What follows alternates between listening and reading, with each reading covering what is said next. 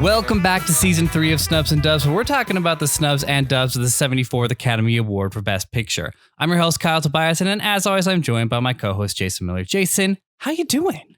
You know what, Kyle? It has been a minute since we've recorded, but Yeah. I'm feeling good back in the couch saddle, ready to go right back on the flow. How are you, Kyle? I'm great. It feels weird because I've been on a trip. I was in New York. And I'm back, and I feel like I've been back like a substantial amount of time already for me to feel like mostly settled back in. We haven't like even talked about that on the pod yet. So here we are. It's I finally haven't time. talked to you since you came back. So to me, you were here. Like, you got back 5 minutes ago. Yeah. That's all. For all I know, that's true. But then you told me about having a work week, and I'm like, oh yeah, you were here. I've been here. Yeah, no, it's been weird. But anyways, New York.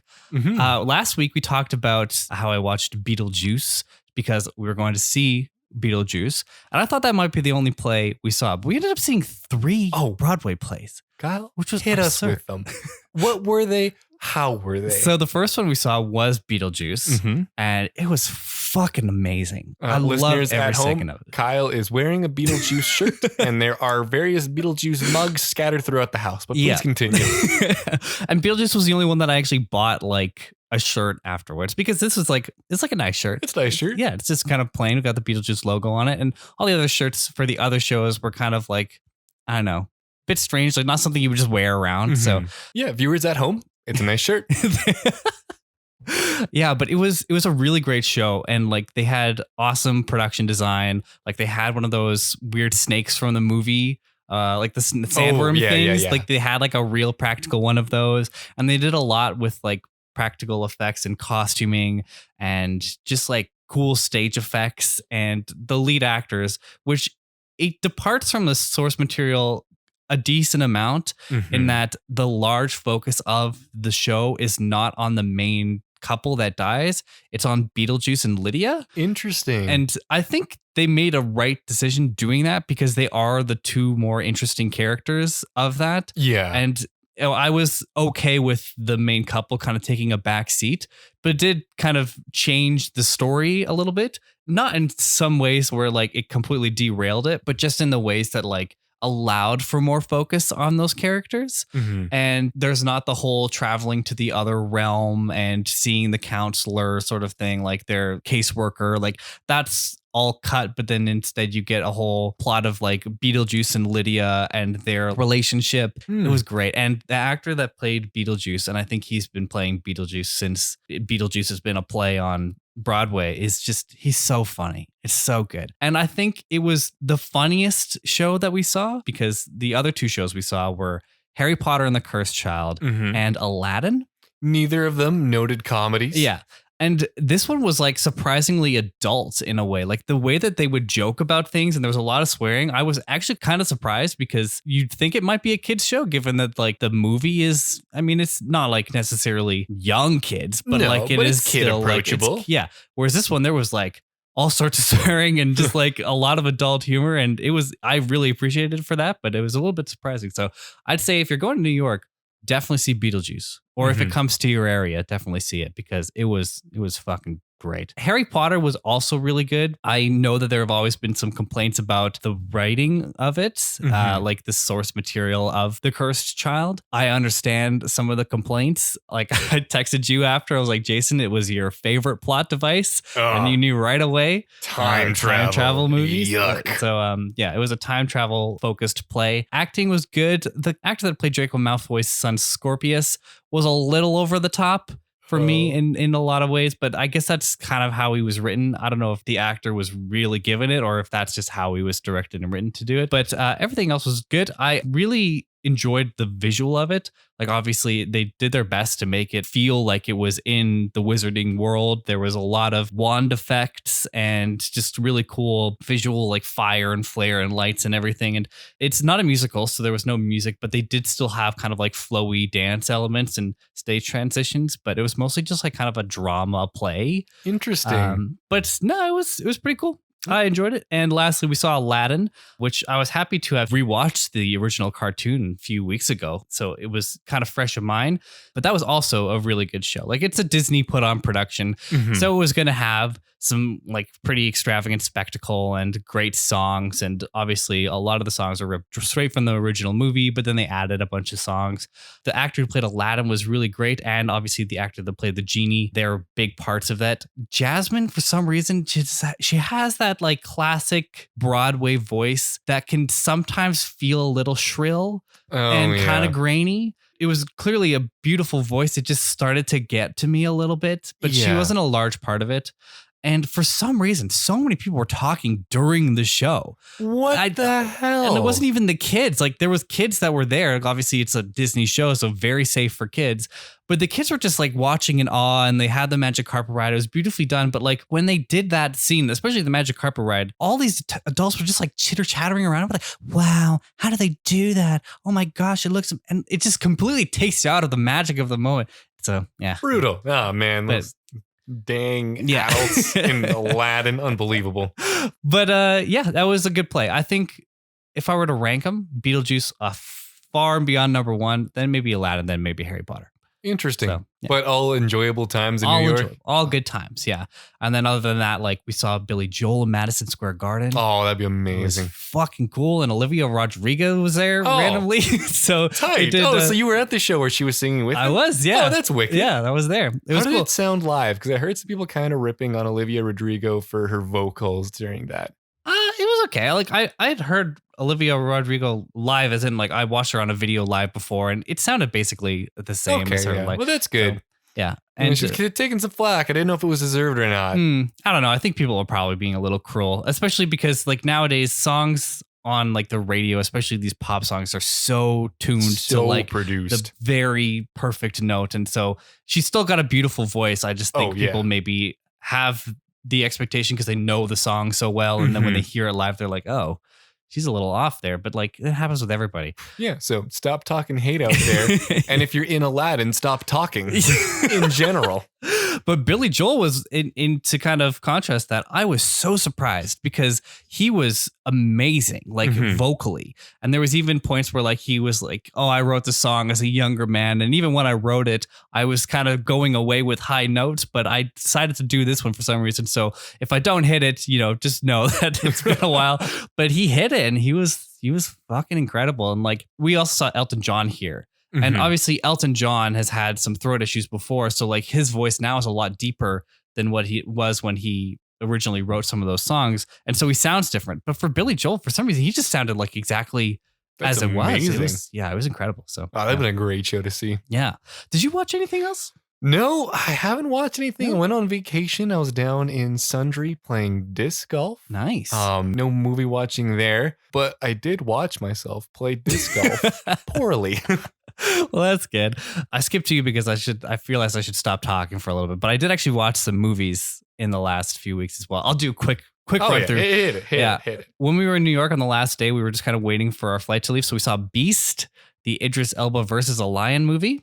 Oh, interesting. It was interesting. It was kind of fun. It was short, like 90 minutes, not any longer than it needed to be. He fights a lion, probably should have died, but he was okay. So if you're looking for a good background movie, it's probably a good background movie, or just like an easy one to go to for easy entertainment, not having to think about it. I was quite impressed with some of the filmmaking of it because they chose to do a lot of long takes, and I was really impressed by that. Sometimes you don't really realize like when the cuts are happening if you're just kind of in the flow of the movie, but I started to realize like how much they were just keeping the camera on these people and letting it kind of flow, and it was really well done in that regard. And the way they utilized the lion, like the lion obviously is a CGI lion, but like he looked great, and they managed to hide him in certain ways too to make it not so apparent that it was a CGI lion. Interesting. But yeah, so they really worked with what they had, and what they had was pretty good. So yeah, we also watched Cha Cha Real Smooth on the plane, the new Apple TV Plus movie. A lot of people were like, "Oh, this year's Coda. It's this year's Coda." It's not this year's Coda. Like, look, there can never be another Coda. Yeah. First of all, step off. Yeah, I get it because it's like a light-hearted, somewhat emotional movie. about like young adults going through like a transitionary period in their life, but it's not to the same extent that Coda was. And maybe because I had heard that, I had better expectations for it because I was kind of mild on it at the end of it. But it's still like a fun, easy time. Mhm. Like I couldn't see myself recommending it over things like Coda or other things. Yeah. You know? Coda is lightning in a bottle. You're not getting another Coda. Yeah. Apple TV, try as you might. And the last thing, on National Cinema Day, I went and saw a $3 IMAX showing of Top Gun Maverick for the third time. Oh, hell yeah. How was that? It was fucking rad. Good as ever? Yeah, it really Nice. was. I was kind of humming and hawing about going because like there's not much in theaters right now. There isn't. Yeah, I was thinking about 3,000 Years of Longing because that's like George Miller's new movie. I've heard that Mavericks. one's like worth seeing. Yeah, but like if it was $3 for every ticket, and I could go to a regular cinema for $3, or I could go to an IMAX screening for $3. Do the IMAX. I went with the IMAX, Yeah. and so on a whim, I kind of went to a 12:30 showing of Top Gun, and it was packed actually, and people fucking love that movie, including me. So That's not the kind of thing you'll ever regret doing. yeah, no, totally. But that's it. That's all. Other than this movie, This one. of course, season 3 of Snubs and Dubs is covering the films from the year 2001, and for episode 5, we're finally talking about a nominee for Best Picture. It is Gosford Park. Had you seen it before? Heavens no, I've never even heard of this before. What is this? Have you seen this before? No, but again, I also had heard of it, just maybe in context of the Academy Awards, though. I didn't know really anything about it, though. No, this is the kind of movie that, like, maybe if I had seen these award shows, I would have been like, oh, I've never seen that movie before. And then when it never gets mentioned again, I don't think about it again. Totally, yeah. I see a lot of people online comparing it to like Downton Abbey, which makes sense. I haven't seen Downton Abbey, but it seems like it's kind of the same vibe. But obviously, both have Maggie Smith, so it's easy to kind of make that comparison. But yeah, I will say, kind of. Maybe this is one of the fun facts. I don't remember. Downton Abbey originally was supposed to be a spin-off of this. Interesting. They decided not to go that way, but they are those two pieces of media are heavily linked. Cool. Yeah, that makes sense. Well, if you were interested in Gosford Park, I've included links to the physical media related to it in the show notes. If you buy through that link, it'll help out our show. Or if you have any other Amazon shopping to do, follow the general link to help out our show in the process. A reminder that this is going to be a spoiler-filled conversation, so if you haven't seen Gosford Park yet and you want to, go ahead and do so. I've also included time codes in the show notes so you can skip around to your heart's desire. But without further ado, let's get into it. Gosford Park is a 2001 satirical black comedy mystery film. Not being British royalty, I may have missed some of the satirizing and comedy. It is directed by Robert Altman and written by Julian Fellows. It's not based on anything, but it is influenced by Jean Renoir's French classic Les Règles du Jeu, or The Rules of the Game. I did see in the opening credits, it said based on an idea by Robert Altman. So he might have given the idea to the writer who then wrote an original screenplay. This is starring everyone, including Eileen Atkins as Mrs. Croft, Bob Balaban as Morris Weissman, Alan Bates as Jennings, Charles Dance as Raymond Lord Stockbridge, Stephen Fry as Inspector Thompson, Michael Gambon as Sir William McCrodle, Kelly MacDonald as Mary McCrocken. Probably pronounced that wrong. Yep. I didn't even attempt it in my plot reading. Yeah. I just said Mary. Mary. Dame Helen Mirren as Mrs. Wilson, Jeremy Northam as Ivo Novella, Maggie Smith as Constance, Countess of Trentham, and a recurring Snubs and Dubs actress, Emily Watson as Elsie. Also, Kelly MacDonald reoccurring from Trainspotting. That's true. Yeah. I was trying to place her for a little while. I was like, I've seen her before. Yeah. And there it was. There it was. That wasn't even all of the main cast in the credits. I cut it down to the names that I remembered. Yeah. This has a runtime of 137 minutes and was released on December 26th. 2001. I did see a lot of dates. I saw like it had some festival play in like November and then was released in the United States in like January. So I don't know what release that was on December 26th, but that's what Rotten Tomatoes said. Sure. So we're running with it. Kyle, what do you think of Gosford Park? What a fucking snooze fest. I was so bored. Yep. And the thing about it is there's so much potential in it too. Yeah. And I made the mistake of reading that it was a mystery satire. Oh, you messed up by getting that in your head. Like I was like, where is one, the mystery, and two, the satire? Because like most of the time, I don't even know if I cracked a smile except when Maggie Smith did something delightful for a few seconds. Yeah. Like, and the mystery element of it was so deflating. Like when Stephen Fry shows up, I sat up a little bit. I was like, okay, maybe we're going to put some life into this movie. But no, it doesn't. It like almost is like in your face about it too, because he's so incompetent. And like, I get the writing of an incompetent detective. And then you have the other, like the constable who's like, a little bit more competent. He's like, oh, maybe we should look at this. Maybe we should do that. And I get that dynamic, but also like it just didn't work for me in a lot of ways. No, like I'm glad I didn't know anything going in because I think it let me give it more rope, not knowing that it was supposed to be a murder mystery at some point. Yeah. Although I picked up on it when that Hollywood dude is like, I'm writing a murder mystery and I'm basing it off this dinner party. Yeah. Like, okay, someone's dying. Mm-hmm. But yeah, I didn't get any of the jokes. There were a couple. Mm. The Countess of Trentham, whatever, she had a couple zingers. Yeah. That might have been it. And even then, I think she was only written to have a couple zingers. But like, there were times where I felt like maybe someone said a joke. But even rewinding to re-listen, I couldn't figure out what the joke was. It just had the right candor of a joke. Yeah. And like they underutilized so many characters, I found. And that's just on them having so many characters. There were so many characters. Helen Mirren is like hardly in this movie. Which is a crime. Yeah. And and she gives like a great performance at the end, which is why I know we'll get to this eventually, but she was a nominee for Best Supporting Actress. Correct. But like on that, like that was maybe 5 minutes of screen time and most of it she was just stern. Yeah. Like, and I get that there's a lot of hidden emotions behind that character and you realize that as you go through the story, but like, what? I don't know. And like I mentioned Maggie Smith before, she was the only bit of like life and energy that I would find sprinkled throughout it. And it was just on her sassiness. Or when somebody spilled coffee on the person beside it, she just like bursts out laughing. It was just contagious laughter. Yeah. That was all it was. And then like one of my favorite jokes that she has is when the actor is playing the piano. Oh yeah. And she's like, don't clap. You'll encourage him to do another one. Like that was great. But like, she's not in it enough. No, they had so much going on. Like, even though it's 137 minutes that are all pretty boring, it's also dense. Yeah. It is dense with plot lines that I never fully understood, trying my best, mostly because every time they talked about someone, I had to like think between the 30 other characters of who that was supposed to be. Yeah. Well, it's funny you mentioned that because I did my plot reading before we did this section. We're about to get to that plot reading now, but there were plot lines in here that I'm reading that I had no clue were actually in the movie. Like there was parts of it that I was like, oh, okay, there's something going on there between these two. And then there's money, problems there.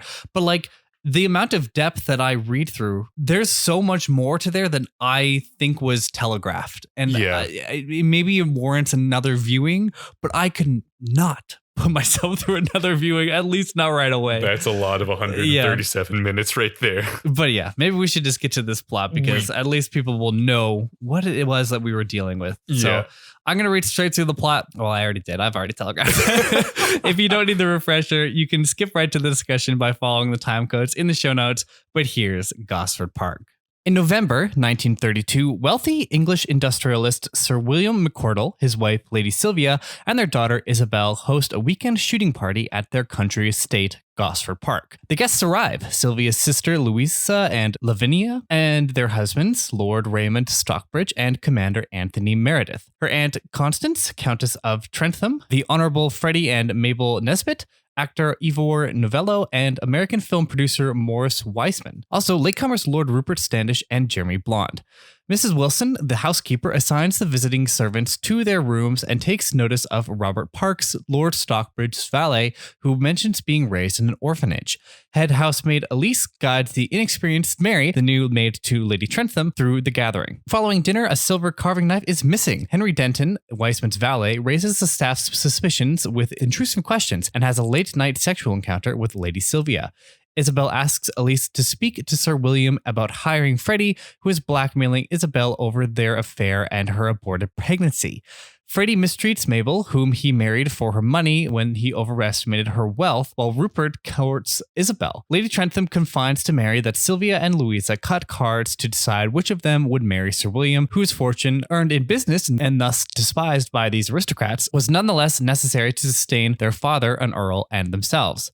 When the men go pheasant shooting at the next morning, a stray shot grazes Sir William's ear. The ladies join them for lunch, and Sir William withdraws from Meredith's business scheme, leaving the commander financially ruined. Lady Sylvia informs her Aunt Constance that Sir William may halt her allowance, on which the grand lady is entirely dependent. During dinner, Lady Sylvia berates Sir William, and Elise comes to his defense, inadvertently exposing their affair. Elise leaves the room disgraced while Sir William abruptly exits to the library. Mrs. Wilson brings him coffee, which he knocks away, demanding whiskey, which he calmly serves him despite this typical Shirley manner. The guests gather in the drawing room as Novello plays the piano and sings, with the servants listening outside. Freddie, Anthony, Robert, and footman George each slip away. One of the men, seen only by his trousers, puts muddy big shoes, apparently been waiting there to be cleaned after the shooting, over his own ones to pretend somebody came from the outside, retrieves the missing knife, and enters the library, where Sir William is slumped in his chair, and they stab him. The body is soon discovered, and the bumbling Inspector Thompson and competent Constable Dexter arrive to investigate.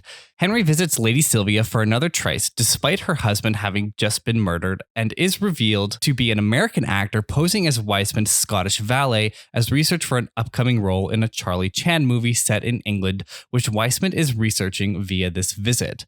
It's discovered that Sir William was poisoned before being stabbed, and Mrs. Croft, the head cook, tells her staff about Sir William's history of raping his female factory workers. Those who became pregnant were forced to give their babies up for adoption or else lose their jobs. Isabel gives Freddie a check, which he angrily tears up when confronted by Mabel. Inspector Thompson releases the guests without interviewing most of the staff. Mary confronts Robert, deducing that he became Lord Stockbridge's valet to gain proximity to Sir William.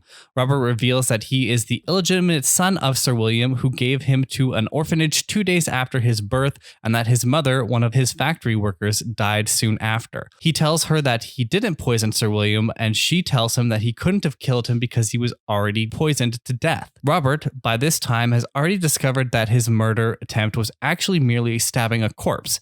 He grabs and kisses Mary, who leaves right after. After the guests and their servants depart, Freddie, his blackmail scheme of Isabel having failed, pursues a partnership with Anthony, whose business venture has ironically been saved by William's death. Isabel overhears Rupert callously dismissing his courtship of her when he hears the limits on her inheritance. The fired maid, Elsie, accepts a ride to London with Weissman, Novella, and Henry. Lady Trentham and Lady Sylvia discuss Mrs. Croft and Mrs. Wilson's long-standing feud, leading Mary to realize Mrs. Wilson is Robert's mother.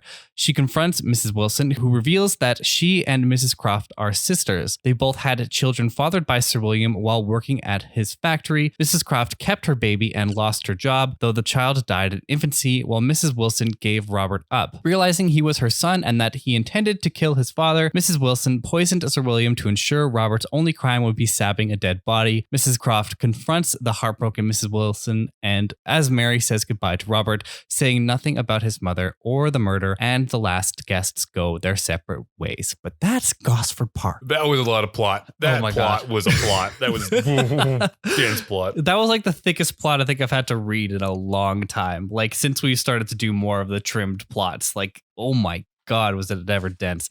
And like, if I were to try and like actually take my experience of this movie and put it down into writing, I would not have had everything that this plot gives up, because I don't pick up on half of the stuff that is apparently happening. Mm-hmm. And I think that's just like on it's on the writing for one thing, but it's also on just like the lack of screen time for each character, like we said before the plot, and the fact that all of these relationships and conflicts don't get enough time to flesh out or like get enough work where the audience can actually pick up on what's going on. Mm-hmm. And, you know, to one point, like maybe they wanted the audience to kind of just be plopped into this world and just observing these characters as they go through this upper class party. I don't know what it even is. Like it's a shooting party, I guess. Yeah. And go through and like see the character interactions. But then like, you get completely lost. And I think what we were missing was a point of view character, because for a part of it, Kelly Macdonald's character is that. I kind of thought she was going to be throughout the movie. Yeah, but then she's only the point of view character for the servant side. Yeah. And even that doesn't get thoroughly fleshed out because it mostly focuses on her relationship with Elsie, Emily Watson's character. And their relationship is fun. And like you see them gossiping about stuff, but like it's just so dense that like I just don't know where to pick up, or like I'm not internalizing everything. And some things they're saying that might be important are just kind of casually mentioned, but then they go on long conversations about something that's not important. And I don't know. It's just it was wild. I feel like, there was a lot of storylines that probably do add some depth and intrigue to the movie. Yeah. But they're mixed in with a bunch of things that never go anywhere. Like, why is Stevens Fry's inspector a clueless character? Because he never solves it. He's not needed for this. He doesn't really add any comedy. Yeah. And I had a feeling that he was maybe supposed to be a comedic relief character that just wasn't funny in the scenario. And there were other things like when Sir William got shot when they went shooting. That doesn't go anywhere. No. And they talk about it afterwards, but it doesn't result in anything happening. Yeah. He just gets shot at while shooting. And the trouble is I think they did that to maybe put the more of question in people's mind as to who actually killed him, when I don't think there was really ever a question after you start to realize where like the parentage and the lineage is. It is clearly Clive Owen's character. Like, I don't know, like it never really seemed that complicated, or it never was made out to be that complicated, because they put the clues in there and they're like, oh, you know, what's going on here? Like maybe it's this person, maybe it's that person, or they shot them, or there's a knife missing. What's going on? There's like having an affair with one of the maids. Maybe they're involved. I don't know. But like it never really tries to dissect all of that too much. And I was interested when the murder was happening because there was like 5 people that went away. And we're like, oh, okay, so maybe we're going to get to a point where like any of these people could do it. But I don't know. I just never trusted Clive Owen's character to not be that person. And there was another quick moment that clearly was put in to maybe sell that, wherein when they're grabbing the knife, they take it out of that orange tin. Fire or something. And later he puts a cigarette into the tin just very casually. And so I figured, I was like, okay, well, he's very aware of that being there. So like clearly that's him, right? Yeah. And so I don't know. What did you feel about the mystery? I didn't realize we were going to get one until we were in there. But when they're mentioned, they spend a lot of time talking about the missing knife. So clearly the guy who raises the question of where that knife is, it's not going to be him. So making it look like the butler doesn't make any sense. Yeah. There were a couple of things that when it came down to it, I was pretty sure it was the valet of Lord Stockton. Like I wasn't, to me, the question was, but then who poisoned him? And then they tell you that one too. And I guess there is probably a way you could pick up and have guesses as to who it would be. Especially that scene when that Mrs. Croft, I think it is. Or is that the sister? Yeah. The lady who ends up poisoning him. Yeah. She goes to talk to the person who is her son, and that's a very awkward scene. She sees the photo, leaves in a hurry. So you could put together that maybe she would be involved in that because he's the stabber. One thing that I really want to point out is when she says like, well, it's not a crime to stab it is a crime to stab a corpse. It is, first of all, conspiracy to commit murder. Yeah. You can't just come that short of a technicality without doing prison time for that. But it's also desecrating a corpse, whether or not you knew it was a corpse. You were doing everything in your power to murder someone. That is definitely illegal. Yeah, that I didn't really give much thought to that. Like, it did come into my head that doesn't seem like it's that much better. No, like, it's not safe and fine, good family fun. You still tried to kill a guy. Yeah. Kelly Macdonald's character is like, it was a corpse. It doesn't matter anymore. You're kind of free and clear. It's all good. No, absolutely not how that works. And it's funny you mentioned at the start there, like you didn't know it was a murder until it happened. Doesn't happen until an hour and 20 into this movie. Yeah, I was really losing it. I did not know what this was about at any point. I thought maybe there'd be more to do with like talking about financing projects and movies because they had the business in South Sudan didn't go anywhere, but this movie's being made. Turns out, nope, it was none of that. Yeah, it's so odd, but like at the same time it's still like competently made. Like obviously Robert Altman cared very deeply about this material.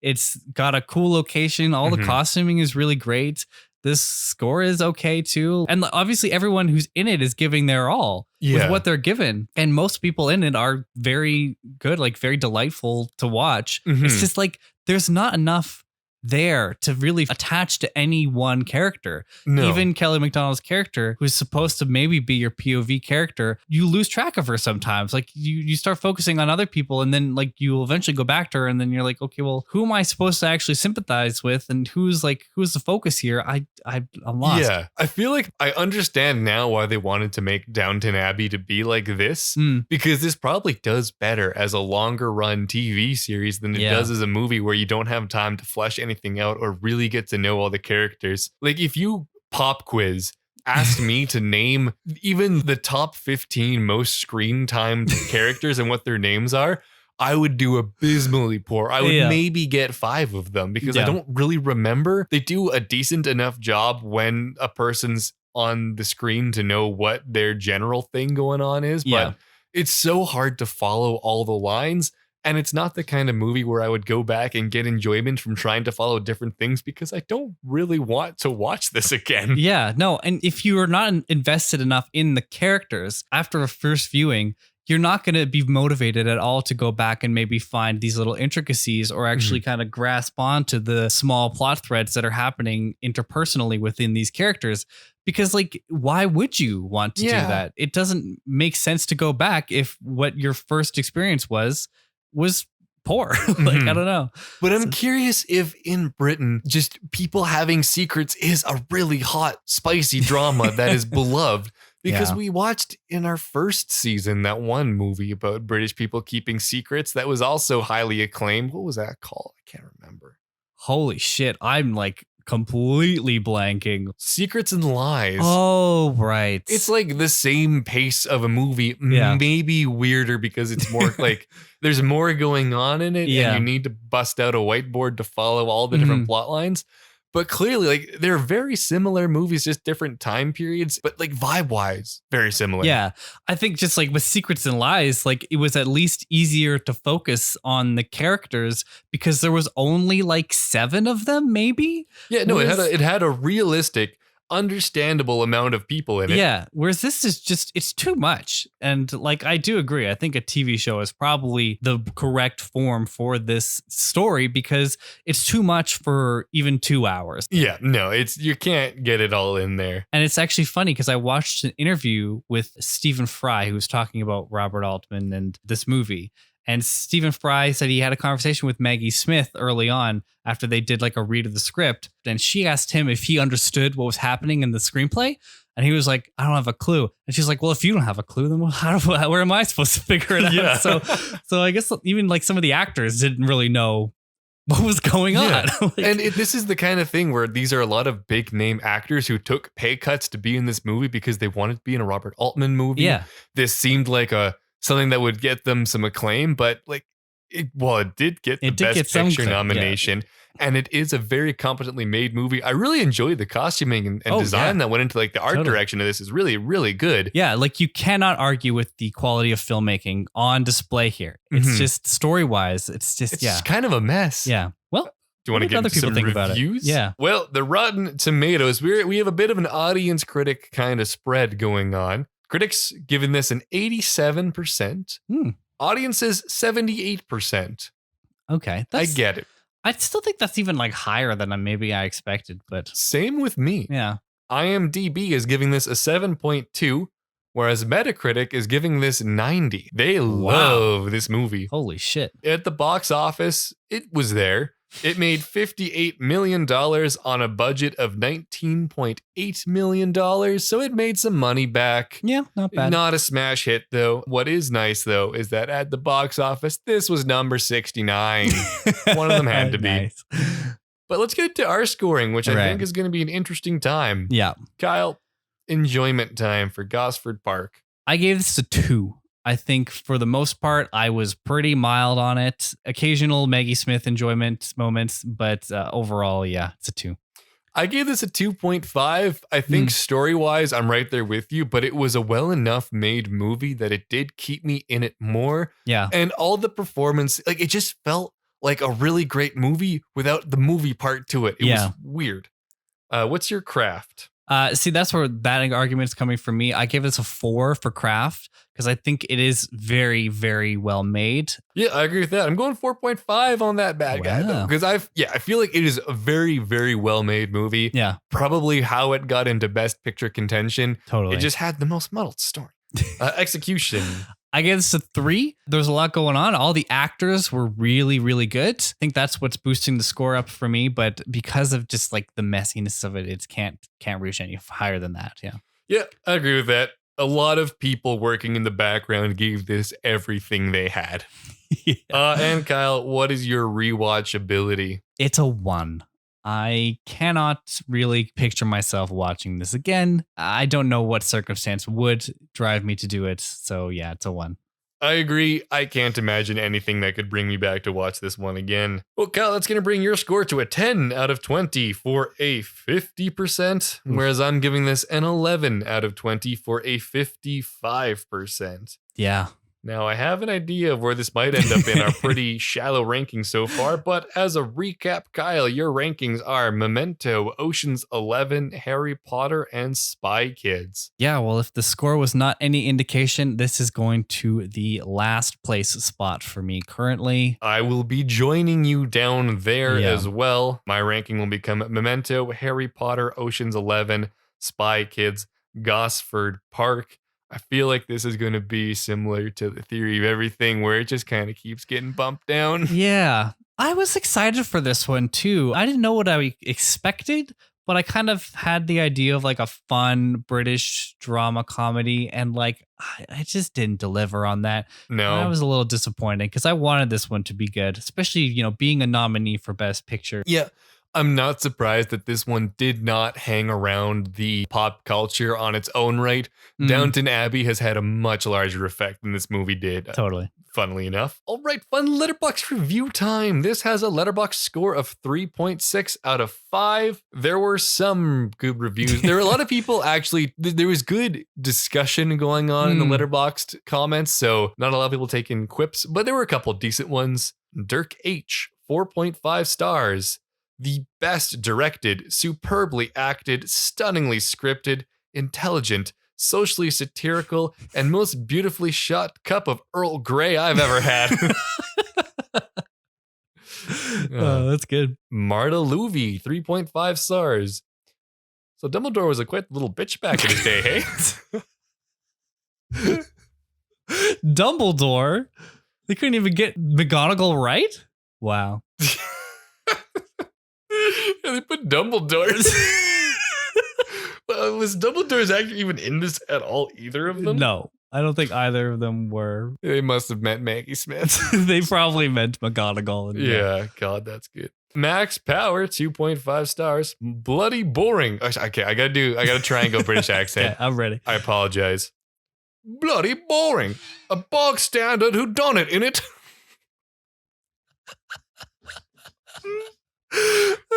What is bog standard?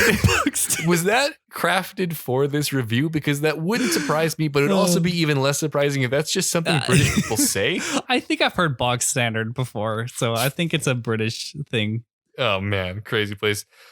And last one. This is the last good one I could get by Louis Jean Antoine Depardieu. No rating. Not my white ass needing a flow chart for this. You honestly do, though. What the fuck? It was okay. So Amazon Prime has that like X-ray thing where when you like move the mouse, it shows you who's on screen at a time. That actually helped for this one, and I had to check a couple times because I couldn't get all the dudes right of who was who. So I had to take a quick look to see which actors were on screen, so I know who was supposed to be. Oh my god. Well, for awards details, this is where this movie shines. Yeah. This is nominated for 6 Academy Awards. We've talked about a couple of them. This has a nomination for Best Picture, also Best Director. Yeah. 2 Best Supporting Actress nominations for Helen Mirren and Maggie Smith. This also has a Best Original Screenplay, Best Art Direction, and Best Costume Design. It only won one of these, Kyle. What do you think it might be? Costume design? No, Best Original Screenplay. The part we like what? the least. A couple of these. Best Art Direction, sure. Best Costume Design, sure. Best Supporting Actors, not big parts, but they were great. Yep. Whatever. Best Original Screenplay for the 2001 Oscars. Okay, yeah, that's coming back at the end of the year. That was footnoted for me too. We have room to edit. Oh my goodness. Wow. For other notable awards, it's got quite a few. This got BAFTAs for the Best British Film and Best Costume Design, Golden Globe for the Best Director, Screen Actors Guild Award for Outstanding Performance by a Female Actor in a Supporting Role for Maggie Smith, and Outstanding Performance by a Cast in a Motion Picture. Yeah. It's also got the Writers Guild of America's Best Screenplay. So multiple people said this was the best of screenplays. I mean, I get that there's a lot of writing clearly happening here. And there's a lot of screenplay. The fact that people would need a flow chart to understand what is happening in this movie clearly shows a lot of effort went into the writing of this screenplay. Yeah. And so craft-wise, maybe, but also like if people are not enjoying it because of the complex nature of it, I think he lost as like a screenplay there, because at the end of it, movies still got to be enjoyable, even if they're complicated. This feels like a movie that was made for the actors and the people writing it and not for audiences at large. Yeah, kind of a circle jerk Oscars sort of thing. Oh, absolutely. You want to hear some interesting facts? All right, hit me with those interesting Strap facts. yourself in. The camera is always moving in every shot. Oh. We're starting with a heater. Well, I mean, you know what? I didn't necessarily realize that, but now that you mention it, it does kind of clicks. Yeah. Contracts. This has been stated already, but Downton Abbey was written and created by Julian Fellows, which is the writer for this movie, and was originally planned as a spin-off of this movie, but instead was developed as a standalone property inspired by the movie set several decades earlier. Interesting. Yeah. In the DVD commentary, producer and director Robert Altman stated he included the F word several times on purpose to get an R rating because he didn't want kids to see this movie. He thought kids wouldn't like the movie, so he wanted to keep them out. You needed to do a bit more to keep out everyone who didn't like this movie because we watched it. The jewelry worn by the upstairs ladies in the movie was all authentic and had to be escorted in by armed guards each day. Holy. Yeah. Wow. There's also some like original artwork that they had got for this. Like they put a lot of effort into the costuming and design. Yeah, good. Good they got award nominations for it at least. Yeah. Now, last one. There is no animal rights tag in the closing credits of this movie. This is because the shooting scene was filmed with real birds and they were really shot. Oh, God. I kind of had a feeling like when I was seeing that, I was like, there's no way that it's that realistic. No. Right? I mean, because, it was real. Because they were murdering birds for that. Yikes. Yikes, yikes. Yeah, that is a bit of a yikes. I wish they had shot me instead during that movie. Yeesh. Well, any final thoughts on Gosford Park? No, I think I'm going to end on I wish they shot me instead of the birds. How about you? No, I think this is easily going to be one of those, maybe like a Secrets and Lies, where you mention a British film in 2 seasons time. And I'm like, what the fuck are you talking about? Well, I want to thank you all for listening to season 3, episode 5 of Snubs and Dubs. As always, you can find us everywhere on social media at Snubs and Dubs. That's on Instagram, Twitter, Facebook, Letterboxd, etc. We're also on Good Pod, so make sure to check us out there and join our official Discord. We'd love to hear your guys' thoughts on Gosford Park or on this episode, so please send us a tweet or a message with a question, recommendation, or anything else. I'm also at Kyle Tobiason on Twitter, and Jason is at Windy_Mills. Of course, all of those links will be in the show notes. Make sure to leave a 5-star review, share the show to everyone you know, and check back next week for another episode. Here's a sneak peek of the film we're going to talk about.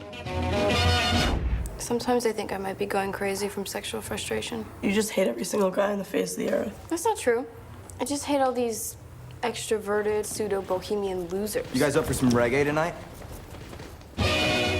That's right. Next time we're talking about Ghost World, so make sure to watch it before next episode. Can't wait for you guys to hear it. Thanks for listening. That's a wrap. Bye. Bye for now.